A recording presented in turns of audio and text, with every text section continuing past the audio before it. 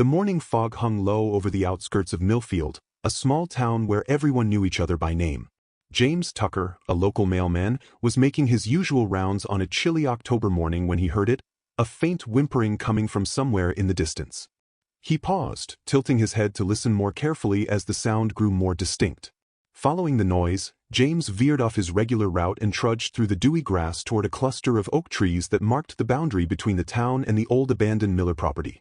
As he approached, the whimpering intensified, mingled with soft, high-pitched cries that made his heart race. "Hello," he called out, scanning the area. "Anyone there?" No human response came, but the whimpering continued.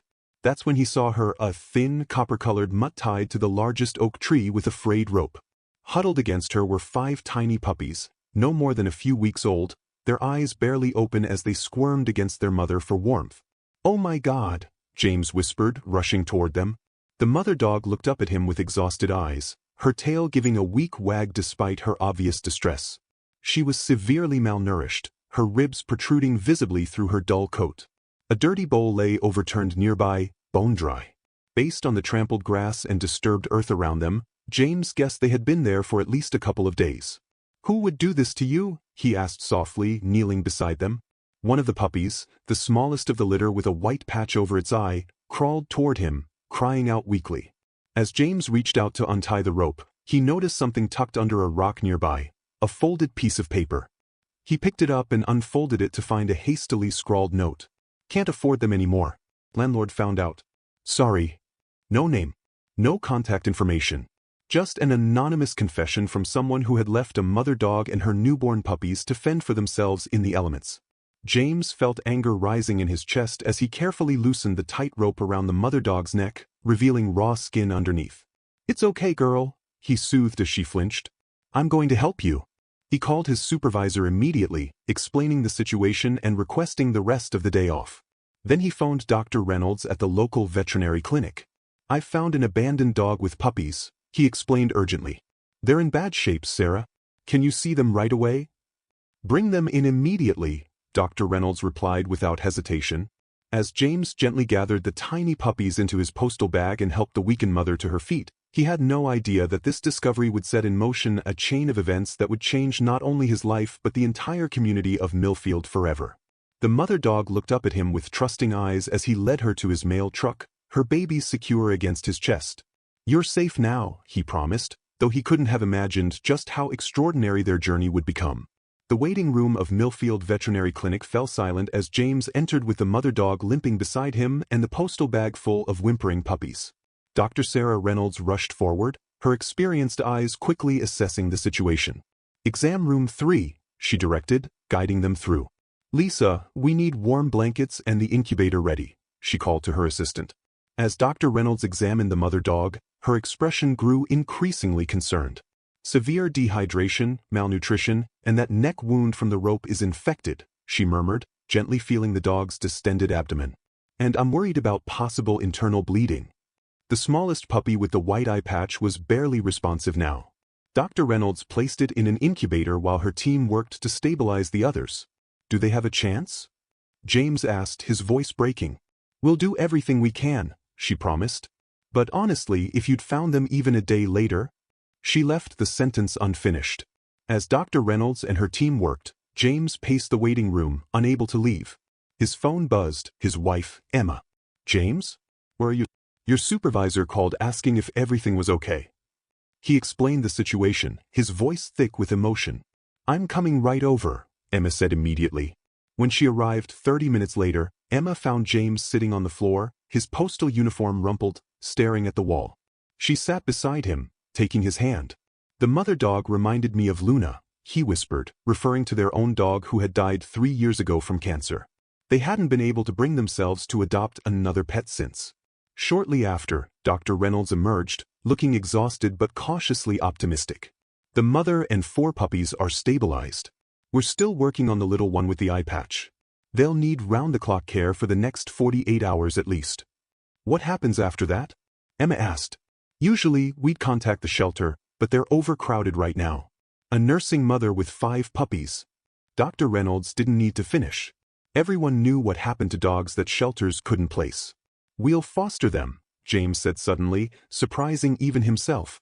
He looked at Emma, who nodded without hesitation. Just until they're healthy enough for adoption, she agreed. That evening, the local news ran a small story about the abandoned dog family, featuring a photo James had taken of the mother dog tied to the tree. By morning, the story had gone viral on social media. The clinic's phone began ringing nonstop. Donations poured in for the dog's medical expenses. Local businesses organized fundraisers. Someone even created a website called Millfield's Miracle Mutts, where people could follow their recovery. Meanwhile, in a small apartment across town, 17-year-old Tyler Marshall stared at the viral photo on his phone, his hands shaking. He recognized the copper-colored dog immediately. It was Roxy, his father's dog. The dog his father had taken away 2 days ago, claiming he was taking her to a farm. Tyler had known it was a lie but had been powerless to stop it. His father's drinking had worsened since losing his job, and the puppies had been the final straw. With tears streaming down his face, Tyler made a decision.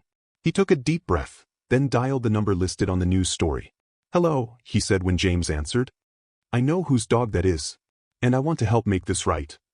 James and Emma sat across from Tyler in their living room, watching the teenager anxiously fidget with his hoodie strings.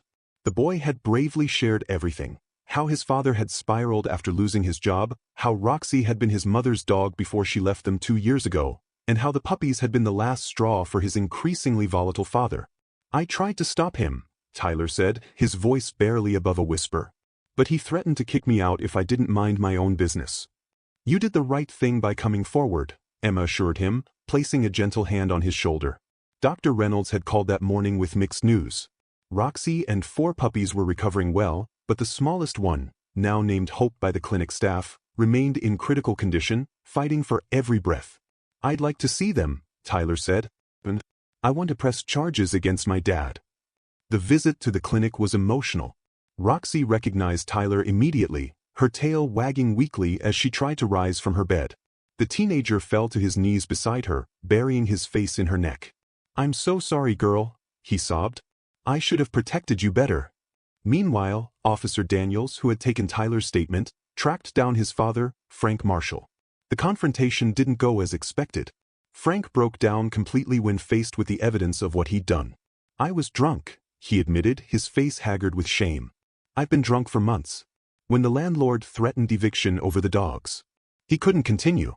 That night, as the story continued spreading online, something unexpected happened. Frank Marshall, after being released pending charges, checked himself into rehab. He called the clinic from the intake center, asking to make amends somehow. Dr. Reynolds, though hesitant, agreed to meet with him. 2 days later, the little puppy named Hope took a turn for the worse.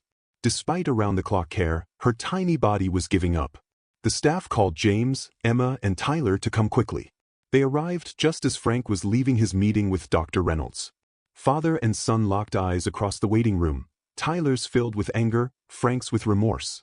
"I don't expect forgiveness," Frank said quietly, "but I'm getting help." Before Tyler could respond, Dr. Reynolds emerged from the back, her face grave. "Hope is failing," she said. "If you want to say goodbye." They gathered around the incubator where the tiny puppy lay. Even Roxy seemed to understand, whimpering softly as she was brought in to be with her puppy. As they stood there, Tyler made a decision. He reached for his father's hand. "Hope needs all of us right now," he said simply. Frank broke down in tears, nodding silently. In that moment, as 4 strangers united around a dying puppy, something shifted in the universe. Against all medical explanation, Hope's vitals began to stabilize. Her breathing evened out. By morning, she was nursing weakly.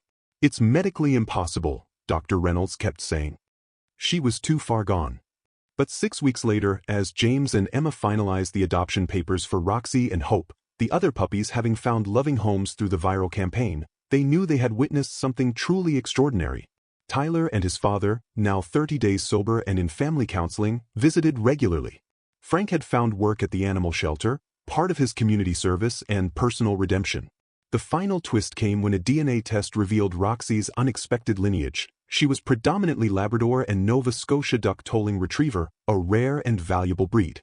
The revelation led to a sponsored training program, and within months, Roxy and Hope began working as therapy dogs at Millfield's Rehabilitation Center. The town newspaper ran one final headline about the story: "Abandoned dogs save the man who left them behind." In the end, it wasn't just the dogs who were rescued, it was everyone whose lives they touched. And in Millfield, people still speak of the miracle that began with one mailman following the sound of whimpers on a foggy October morning. As for the smallest puppy with the white patch over her eye, she lived up to her name. Hope survived against impossible odds, a living reminder that sometimes, when everything seems darkest, the unbelievable happens.